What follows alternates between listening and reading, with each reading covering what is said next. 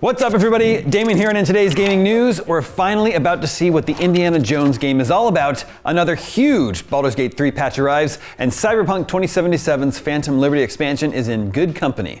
This is your Daily Fix.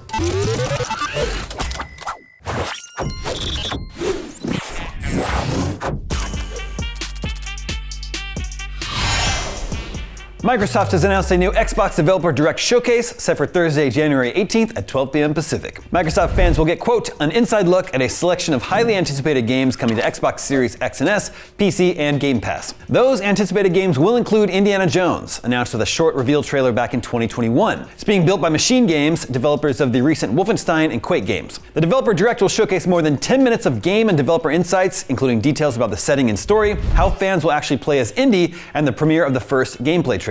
So it's going to be a pretty meaty look at Indiana Jones. We'll also get to see more of Avowed, as well as Ara, History Untold from Oxide Games, and Senua Saga, Hellblade II. Microsoft made a point of saying the Direct will not have updates on games from the recently acquired Activision Blizzard. More on those later this year. Obsidian will give us the first deep dive into Avowed gameplay. The dev says players will have agency to make choices to shape every step of their adventure. Oxide Games will unveil exclusive new gameplay and share more details about the inspiration, key features, and road ahead for its upcoming historical grand strategy game, Ara, History Untold. And finally, Ninja Theory will take us behind the scenes at its studio in Cambridge to give us some insight on how it's crafting Senua Saga, Hellblade II.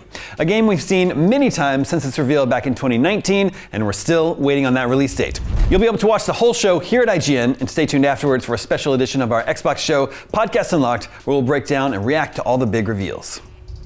Moving on, Larian Studios has kicked off 2024 with a beefy Baldurs Gate 3 hotfix that tackles multiple bugs and blockers and makes accessing trinkets much easier. Larian wrote with typical flair in the Baldurs Gate 3 patch notes, have your party members been hoarding trinkets? Did you accidentally send Minthar's loot to your camp supplies, thinking nobody could possibly need a loot in this day and age? In this hotfix, you'll now be able to access certain quest-related items on the spot, even if they're not held by your current party. How's that for magic pockets? Elsewhere is yet another fix for a kiss. Larian said it fixed Gale's dialogue, ending abruptly when asking him for a kiss. Meanwhile, Larian told Mac players of the Dungeons & Dragons role-playing game that it's restructuring to make some future updates on Mac arrive alongside the PC versions. The notes read, it'll take a bit of time, but once finished, there shouldn't be delays anymore. Until then, Larian expects a delay for updates of a maximum of 2 weeks. A few of the patch notes that stood out to me are, added a couple of potions of animal speaking to the epilogue, fixed a crash when destroying the spiderweb under the spider matriarch, and improved the way legendary resistance works, now only triggering when it is actually useful. You can read the full and very lengthy patch notes at IGN.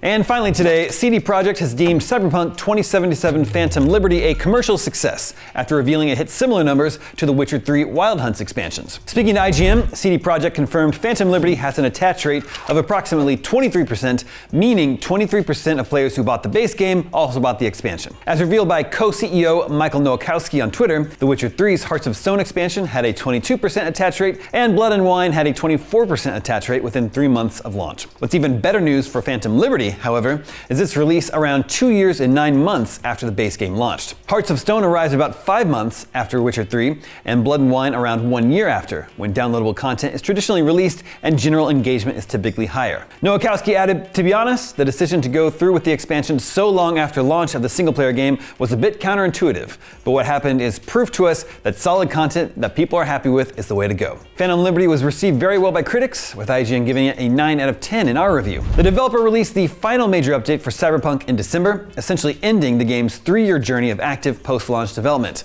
Attention at CD Projekt RED has now switched to its next projects, which include Cyberpunk's sequel and the next mainline Witcher game. And that is your Daily Fix for Tuesday, January 9th. Now that you're caught up on the news, check out our hands-on preview of Suicide Squad Kill the Justice League. Its tone may surprise you. I'm Damon Hatfield, and for all your gaming news, stay tuned IGN.